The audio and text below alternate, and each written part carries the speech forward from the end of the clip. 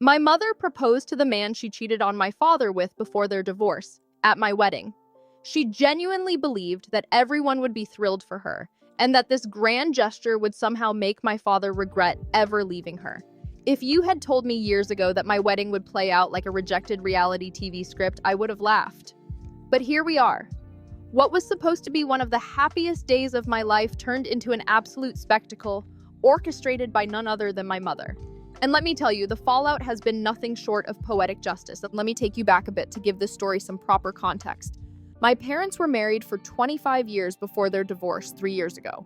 Growing up, my father was the definition of stability, a dedicated, hardworking engineer who always put his family first. He was reliable, steady, and never failed to be there for me and my siblings. My mother, on the other hand, was the complete opposite. She thrived on attention and was obsessed with maintaining the illusion of a perfect family. She was always hosting parties, keeping up with social trends, and making sure everyone knew just how amazing our lives were. Spoiler alert, they were not. The cracks in their marriage became apparent when I was in college. My mother started going out more, spending less time at home, while my father started working later hours. It was like watching two people slowly drift apart, but the final blow came when my mother's affair was exposed. She had been seeing a man named Rick, her colleague, because of course, it had to be a workplace affair. She thought she was being discreet, but one of her friends, either out of guilt or spite, told my father everything. My father did his own investigating, confronted her, and rather than deny it, she just shrugged and told him he was boring and that she deserved someone more exciting. And just like that, their marriage was over. The divorce was nothing short of a battlefield. My mother fought for every cent she could squeeze out of my father, convinced she was entitled to a lavish settlement. What she did not anticipate was that my father had already secured a top-tier attorney. Since my mother was the one at fault and my father was the primary earner, the court did not exactly look favorably upon her demands. When the dust settled, she walked away with far less than she had expected. To say she was bitter about it would be an understatement. Post-divorce, my mother spiraled. She threw herself into what can only be described as an extended midlife crisis, posting cringeworthy inspirational quotes about being an independent queen while simultaneously whining about how unfair life had been to her. She leaned heavily on me and my siblings, constantly guilt-tripping us about not being there for her enough. Meanwhile, Rick became a permanent fixture in her life. I never liked the guy, not because he was outright awful, but because he always struck me as an opportunist. He was younger than my mother, flashy, and seemed far more interested in the expensive dinners and vacations she provided than in any actual commitment. I kept my distance from both of them. Fast forward to my wedding, I was marrying the love of my life, a man my father absolutely adored. My mother, on the other hand, had always been indifferent about my relationship. I suspected she resented the fact that I had grown closer to my father after the divorce. My father and his girlfriend, Lisa, were invited, and despite my better judgment, so was my mother. I debated whether or not to include her, but in the end, I convinced myself that it would be easier to keep the peace. Big mistake. At first, everything was perfect. The venue was breathtaking, my fiancé looked incredible, and the ceremony went off without a single hitch. My father walked me down the aisle, and seeing the pride in his eyes was one of the most meaningful moments of my life. My mother, however, seemed determined to make herself the center of attention. She showed up in a bright red, overly dramatic gown that practically screamed, "Look at me!" and spent most of the time trying to position herself in every possible photo. Things got especially tense during the family portraits when she subtly tried to push Lisa out of the frame. Lisa, being the gracious person that she is, simply stepped aside with a smile, but the tension in the air was palpable. Then came the reception. I should have known my mother had something up her sleeve when she and Rick strolled in late arm in arm, making a grand entrance like they were celebrities walking a red carpet.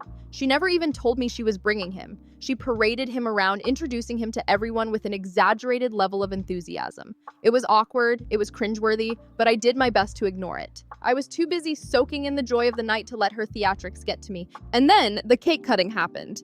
This, apparently, was my mother's cue to hijack the night. She grabbed the microphone and started making a speech. At first, it was the usual sentimental nonsense, how proud she was of me, how beautiful everything was, how love was such a wonderful thing. But then, she pivoted. She started talking about second chances, how love finds you when you least expect it, how true happiness means embracing the unexpected. That was when she turned to Rick, took his hand, and in front of the entire room, got down on one knee. For a split second, there was nothing but stunned silence. It was as if the entire room collectively forgot how to breathe. Then, my mother, looking around as if she was expecting applause, announced that she wanted to take this moment, my wedding, my reception, to propose to Rick. Because, apparently, nothing screams romance like stealing your daughter's spotlight on the most important day of her life. My father, seated at the front, looked like he was physically restraining himself from throwing his drink. Lisa, bless her, widened her eyes but kept her composure. My husband's jaw was clenched so tight I thought he might crack a tooth. And me? I just stood there in utter disbelief as my mother grinned at Rick, waiting for his response. Rick, to his credit, looked just as blindsided as the rest of us. He hesitated, clearly realizing that this was not the time nor place, and mumbled something about talking about this later. But my mother, in true delusional fashion, took that as a yes and started celebrating. She actually tried to get people to clap. Nobody did. What followed was a complete train wreck. Some of my mother's friends awkwardly congratulated her. My dad excused himself and walked out. Lisa followed. My mother, realizing that her big moment was not getting the reaction she had hoped for, started getting defensive. She accused everyone of being unsupportive and judgmental before storming off with Rick trailing behind her. The rest of the night was a blur. My husband and I salvaged what we could, but the damage had been done. My mother turned what should have been one of the happiest nights of my life into a sideshow. In the days that followed, the fallout was chef's kiss perfection. My mother, realizing she had humiliated herself, tried to spin the story as if I was the one who overreacted. She even posted a long, dramatic Facebook rant about how people should support love in all forms, and how some people cannot handle seeing others happy. The response? Absolute crickets. Nobody backed her up. Even her own friends were embarrassed for her. As for Rick, he broke up with her a week later. Turns out even he had his limits. And me? Well, I am happily married and officially low contact with my mother. Because if my wedding taught me anything, it is that some people will never change. And sometimes the best thing you can do is let karma do its job. Update 1. Hey everyone, I know a lot of you have been waiting for an update, so here it is. To be completely honest, not much has changed since my last post. Well, at least not in a good way. If anything, things have actually gotten worse, especially for my mom. I still wake up some days feeling like this entire situation is a fever dream. It is genuinely baffling to me that my wedding, which was supposed to be one of the happiest days of my life, ended up turning into a real-life soap opera, complete with betrayal, public humiliation, and a scandal that just keeps getting worse. After the disaster that unfolded at my wedding reception, I made the decision to create some serious distance between myself and my mom. It was not just for my own sanity, although, let's be real, that was a huge factor. I also strongly believe that she needs to take responsibility for her actions and actually deal with the consequences instead of expecting everyone to just forgive and forget like she always does. Unfortunately, she does not seem to share that perspective. One of my siblings, the middle child in our family, has somehow managed to stay in contact with her throughout all of this. She is a therapist, which probably explains why she is the most emotionally grounded and rational out of all of us. While the rest of us have largely taken a step back for the sake of our own mental health, she has chosen to stay involved at least to some extent. She believes that our mom is in a really bad place emotionally and mentally and that she genuinely needs professional help. And honestly, I admire her patience because I do not know how she does it. I love my mom, but dealing with her is exhausting even on a good day. Through my sister, we have been getting periodic updates on how things have been going for our mom, and let me tell you, it is not looking good. In fact, things have gone from bad to catastrophic. The whole fiasco with Rick, you remember him, the guy she proposed to at my wedding, has not just ruined her personal life, but it has now started bleeding into her professional life as well. Apparently, their relationship has become a hot topic of gossip at work. And let's just say people are not reacting positively. As it turns out, their company has an extremely strict no dating policy, particularly when it comes to relationships between managers and their subordinates. And as you have probably guessed by now, my mom is Rick's manager. According to what my sister has heard, Mom has already been called into a meeting with Human Resources and received a formal warning. And this was not one of those, hey, maybe cool it with the office romance kind of warnings. It was serious. They spelled out in no uncertain terms that if she did not immediately put an end to whatever was going on with Rick, her job was on the line. And here is where things get even more complicated. My mom has been struggling financially ever since her divorce from my dad. Losing her job would be a complete disaster for her. She has been barely scraping by while desperately trying to maintain the lifestyle she had when she was still married. And let's just say that if she ever had any real savings, those are long gone. At this point, she is probably running on pure fumes. Speaking of Rick, he has officially pulled a full-on disappearing act. No calls, no texts, nothing. It is like he has completely vanished. And honestly, none of us are surprised. My mom, however, is acting like this is the single greatest betrayal in the history of humanity. She has been ranting nonstop to my sister about how Rick used her and led her on, but let's be real, who did not see this coming from a mile away? And let's not forget how this all started.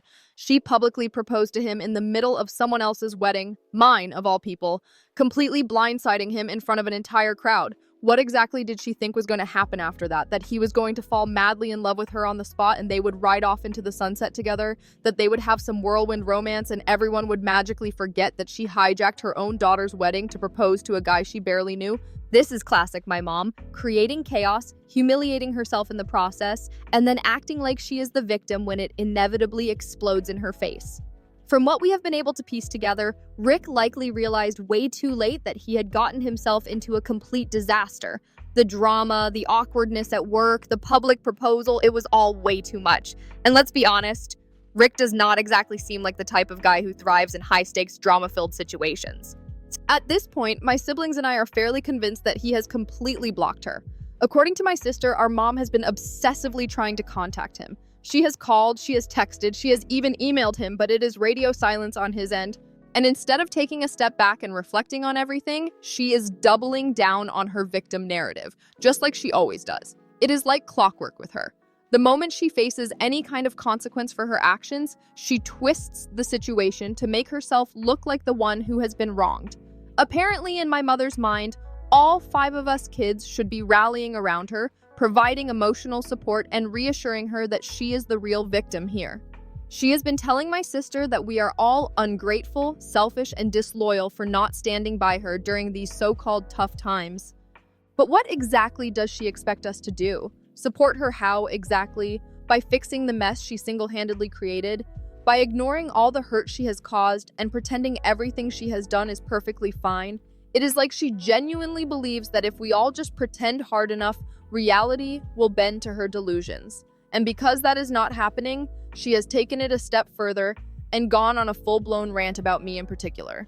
According to her, I am an unreliable, selfish woman who does not care about family. This, coming from the same woman who quite literally hijacked my wedding to propose to her boyfriend in front of all our guests. But sure, I am the selfish one. That checks out. My sister, bless her heart, actually attempted to have a rational conversation with her. She tried to explain, calmly and clearly, just how incredibly hurtful my mother's actions were and how they completely overshadowed what was supposed to be one of the happiest days of my life. But if you know my mother, you know that reasoning with her is like talking to a brick wall. She did not hear a single word. Instead, she brushed everything off, told my sister that I was being too sensitive, and this is the best part, said that I should have been honored to share the spotlight with her. Honored. The mental gymnastics required for her to justify her behavior are truly Olympic level. Honestly, it is exhausting. Every time I think that maybe, just maybe, she will have a moment of self-awareness, she doubles down on the dramatics. She is so deeply entrenched in her role as the victim that she cannot, or more likely will not, acknowledge the harm she has caused. She has made herself the main character in every scenario, no matter how ridiculous it is. And I am just over it. On the bright side, my husband and his family have been absolute saints throughout this entire mess.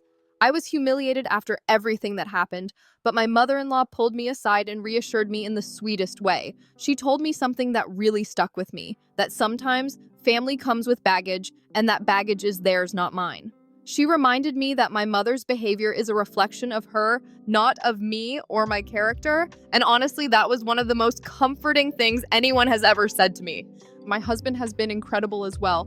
He has been my rock through all of this, constantly reminding me that this is just a temporary setback and that I should not let it overshadow our happiness. He keeps telling me that we are starting our own family now, one built on love and respect, and that we do not need to let the chaos of my past dictate our future. And he is right. Tomorrow, we are finally leaving for our honeymoon, and I cannot even put into words how much I am looking forward to it. Just one blissful, drama-free week away from all of this nonsense. We have planned a completely relaxing trip. No phones, no internet, nothing that could drag me back into this toxic whirlwind. Of course, we will keep our phones on for emergencies, but other than that, we are unplugging completely. I need this break. I need to step away and just breathe for a while. To everyone who has been following my story and offering words of support, thank you. Truly. Your comments have been so validating, and they have helped me feel so much less alone in all of this madness. It is comforting to know that there are people out there who understand just how difficult dealing with family like this can be.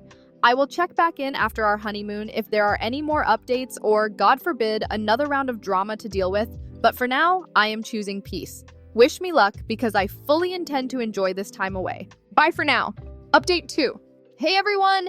It has been 2 days since I got back from my honeymoon, and I swear you would not believe the absolute chaos that unfolded as soon as I stepped through my front door. I honestly thought things were finally settling down after the mess my mother caused with the wedding drama, but apparently the universe had other plans for me. The very day we returned, I was in the middle of unpacking, trying to mentally transition back to normal life when my phone rang. I glanced at the caller ID, and to my surprise, it was my mother's aunt, the very same aunt my mother had been banking on for a massive inheritance. At first, I had no idea what to think. It was such an out-of-the-blue call, and given everything that had gone down, I was immediately on edge. She got straight to the point. She told me to come over the next day because she was gathering the whole family, my siblings, my father, and of course my mother. I froze for a second. The idea of being in the same room as my mother so soon after everything that had happened, not exactly my idea of a good time. The last time we saw each other, she was throwing a fit about how I had betrayed her, acting like she was the ultimate victim, and frankly, I was exhausted. I hesitated a lot. I did not want to go. The drama, the tension, the sheer emotional exhaustion of it all, I just wanted to enjoy the post-honeymoon peace. But my great aunt was insistent. She kept saying it was really important and that I absolutely needed to be there. After going back and forth for a while, I begrudgingly agreed, even though I had a terrible feeling about it. The next day, I pulled up to my great aunt's house, and from the moment I walked in, the tension was suffocating. You could cut it with a knife. My mother was already there, pacing around the living room, muttering to herself, her whole body vibrating with barely contained rage. She looked like she was about to explode, and honestly, I could not tell if I was more nervous or just bone-deep exhausted from dealing with her at this point. She was ranting under her breath about betrayal, about how no one in the family appreciated her, about how we were all terrible children who had abandoned her after everything she had done for us. It was uncomfortable. No, scratch that. It was unbearable. I decided to keep my distance, not wanting to engage. There was no reasoning with her when she was like this. Then my father walked in, and I swear it was like someone flipped a switch. My mother immediately went into full meltdown mode. Her voice doubled in volume, and she started spewing snarky, venomous comments at him, at me, at my siblings, at literally anyone who had the misfortune of being in the same room. She went off. She called us leeches, traitors, selfish ingrates, all in the same breath, as if she had been the one who had been wronged this whole time. It was mind-blowing. The way she twisted everything to make herself the victim was almost impressive in a deeply horrifying way. But here is where things took a turn. My great aunt, who had been silently watching this entire disaster unfold, finally spoke up. And let me tell you, she was not having any of it. She is one of the very few people who has never been afraid to stand up to my mother. And honestly, watching her shut my mother down was oddly satisfying. She cut through my mother's tirade like a hot knife through butter. With a sharp, commanding voice, she told my mother to stop making a scene and sit down. My mother looked absolutely furious, but there was nothing she could do. This was my great-aunt's house, and she was not about to let my mother turn it into her personal stage for one of her pity performances. Once everyone was finally seated, my great-aunt got to the reason she had called us all there. She took a deep breath and said she had been thinking long and hard about what to do with her estate. The moment those words left her mouth, I could practically see my mother perk up. She was suddenly all ears, sitting up straight, probably already imagining the inheritance slipping right into her hands. In her mind, this was her moment. The moment when everything would go back to the way she had envisioned. She likely thought that my great aunt had decided to put all the recent drama behind her and reaffirm that she was, in fact, still the golden child of the family, the one who would inherit everything. But then came the bombshell. My great aunt looked my mother straight in the eyes and said that yes, she had originally planned to leave the majority of her estate to my mother. That had been the plan for years. My mother had counted on it, depended on it. She had practically built her entire financial future around it. But after everything that had happened, the wedding fiasco, the way she had treated all of us, her utter refusal to take responsibility for anything, it had become painfully clear that this was no longer the right choice. So instead of handing everything over to my mother, my great-aunt announced that the estate would be divided equally among all 5 of us kids. Let me repeat that for dramatic effect. 5 equal shares. None of it going directly to my mother. The moment those words left my great-aunt's mouth, the entire room went completely, eerily silent. No one so much as breathed. It was like the universe itself hit the pause button. First, there was just shock. Pure, unfiltered shock. It was like her brain momentarily short-circuited, unable to fully grasp the words that had just been spoken. She stood there, frozen, eyes darting between us as if she was waiting for someone to say, "Just kidding!" But no one did because this was real. The weight of reality hit her like a freight train, and the disbelief on her face quickly twisted into something else. Rage. And when I say rage, I mean the kind of fury that makes your stomach sink because you know what's coming next. Her expression darkened, her hands balled into tight fists, and I could see the tension ripple through her entire body. It was like watching a volcano seconds before eruption, and then, boom, she completely lost it. She started yelling, not just at us, but at her aunt, accusing her of being brainwashed, manipulated, and coerced into making this decision. According to her, we had all banded together in some grand conspiracy to strip her of what was rightfully hers. The delusion was almost impressive. She painted herself as the victim, completely incapable of acknowledging that her own actions had led her to this exact moment. Instead of taking any responsibility, she doubled down, insisting that we were plotting against her, determined to see her suffer, to leave her penniless and alone. The paranoia was off the charts. But of course, that wasn't enough. Oh no, she took it a step further. She turned to her aunt and started listing every single thing she had ever done for her over the years, acting as if that somehow meant she was entitled to everything now. "You owe me this," she actually said, like, out loud, with a straight face. I had to physically bite my tongue to keep from laughing, or rolling my eyes so hard they'd get stuck. The audacity was almost comical. This is the same woman who threw a massive tantrum at her own daughter's wedding, making everything about herself, stirring up chaos, and leaving everyone emotionally drained.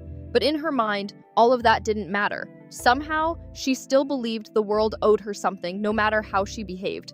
The wildest part, her aunt didn't even flinch. She remained eerily calm, more composed than any of us could have been in that situation.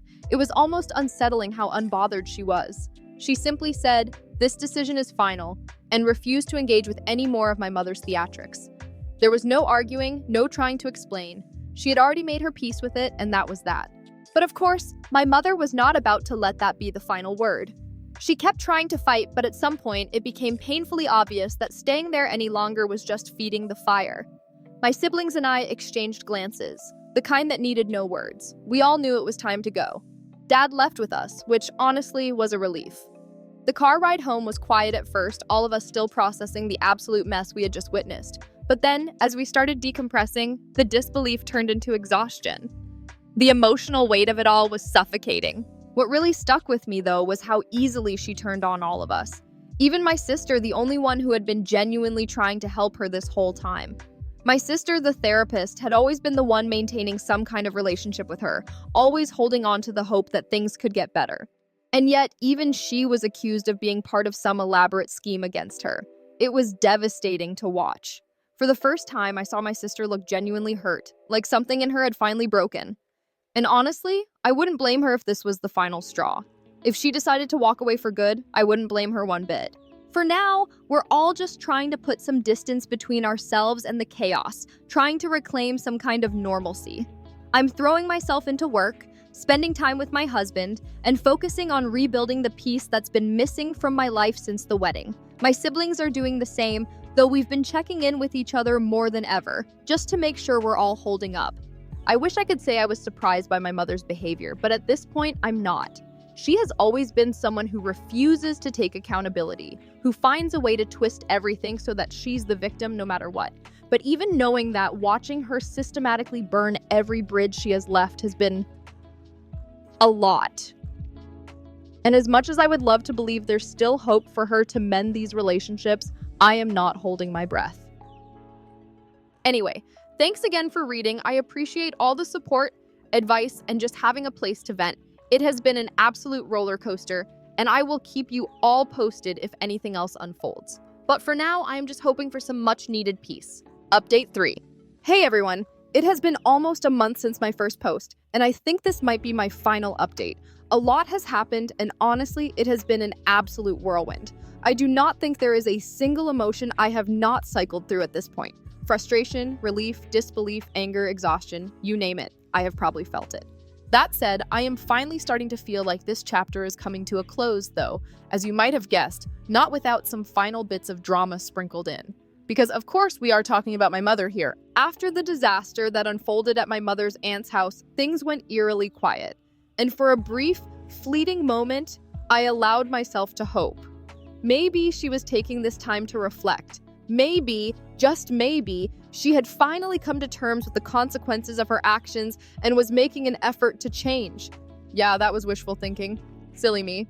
Turns out she was not reflecting or changing, she was simply lying low, biding her time, and waiting for the perfect moment to make her next move. And this time, she decided to target my sister, the therapist. Now, if there is anyone in the world who has given my mother more chances than she deserves, it is my sister. She has always been the one to extend the olive branch, to try and see the good in people even when there is barely a shred of it left. She is kind, patient, and somehow still manages to hold on to some sliver of hope that people can change. Even so, she was blindsided when my mother called her out of the blue. And the reason for the call? Buckle up, because this one is a masterpiece of self-inflicted downfall. My mother got fired. Yep. After months, maybe years, of barely holding onto her job by the skin of her teeth, she finally managed to cross a line she could not come back from. Here is what happened. Do you all remember Rick? You know, the poor guy she ambushed with a marriage proposal at my wedding? Well, apparently he landed a new job at another company. Good for him, honestly. He came back to their old office one last time to pack up his things and say his goodbyes, and that was when my mother decided to strike. And where did she confront him? Oh, you know, just in the middle of the office, because nothing says rational decision-making like causing a scene at your workplace when you are already on thin ice with human resources. From what my sister was able to piece together, my mother went full-on unhinged. I am talking about a full-blown, no-holds-barred public meltdown. I am not exactly sure what she said, but it was enough that HR had to step in and get involved immediately. Whatever she did, it was bad enough to ensure that her fate was sealed then and there. She was escorted out of the building, and a few days later, her termination was made official. Was I shocked? Not really. Disappointed? Sure. But let us be honest, she knew the company had a strict no-dating policy. She had already been warned multiple times about her behavior. And yet, instead of exercising an ounce of self-control, she went nuclear and torched her own career in the process. Now Rick, he is out of there living his best life, completely unbothered. He has a new job, a fresh start, and absolutely zero consequences from this mess. My mother, on the other hand, no job, no income, and, surprise, surprise, no accountability for any of it. Instead of owning up to what she did, she immediately turned to my sister for help. At first, my sister was hesitant to get involved, which in itself speaks volumes because she is usually the one who steps up, no matter how much my mother has burned her in the past. But my mother did not ask for help with humility or remorse. No, she tried her classic guilt-tripping tactics. Cue the manipulative lines, "I have always been there for you." Spoiler, she has not. "How can you abandon your own mother in her time of need?" Classic mother behavior. And just like always, it did not land the way she thought it would. When guilt-tripping failed, she switched strategies. She told my sister that she would even apologize to me if that was what it took to make things right. According to my sister, it was obvious from the moment she said it that this was not a genuine offer. It was just another ploy to get what she wanted. There was no actual regret, no true intention to mend relationships, just manipulation repackaged as an olive branch. Still, my sister, being the person she is, decided to help, but on her terms. She agreed to loan my mother some money to help her get back on her feet. But that was it. No emotional rekindling, no weekly phone calls, and certainly no pretending that everything was fine. She made it crystal clear that this was a one-time thing. She was doing it because she felt a sense of duty as a daughter, not because she wanted to rebuild a relationship with our mother. And honestly, I am so incredibly proud of her for setting those boundaries. It is not easy, especially when you are dealing with someone like our mother, who has an almost supernatural ability to exploit kindness. After their conversation, I received a text from my mother. It was an apology, though calling it that feels generous. It was more like a vague, half-hearted acknowledgement that she had made mistakes and that she hoped we could move forward as a family. No mention of the wedding, no mention of the ridiculous proposal incident, no mention of the years of emotional damage she has caused. It felt hollow, like she was just checking off a box rather than genuinely trying to make amends. I have not responded, and honestly, I do not think I will. I have spent so much of my life trying to navigate her chaos, trying to protect myself from her toxicity, and trying to maintain some semblance of peace. And if this entire ordeal has taught me anything, it is that I am allowed to set boundaries. I am allowed to prioritize my own mental and emotional well-being. I do not owe her a relationship just because she gave birth to me. As for the rest of us, we are all moving forward in our own ways. My siblings and I are closer than ever, which I guess is the one silver lining in all of this. My husband has been my rock through everything, and his family has been nothing short of incredible. I feel so unbelievably lucky to have them in my corner. My mother, on the other hand, has burned nearly every bridge she had. She has alienated her own children, her extended family, and even her former colleagues. And at this point, the only person who can fix that is her. It is up to her to decide if she wants to change. But as for me, I am done waiting for her to become the mother I needed her to be. To everyone who has followed this ridiculous, emotionally exhausting roller coaster of a story, thank you. Your advice, support, and even the tough love have meant more to me than I can express. It has been oddly therapeutic to share all of this, and I am genuinely grateful for this community. I think it is time for me to focus on my future and leave the past exactly where it belongs. Thanks again, everyone. Take care.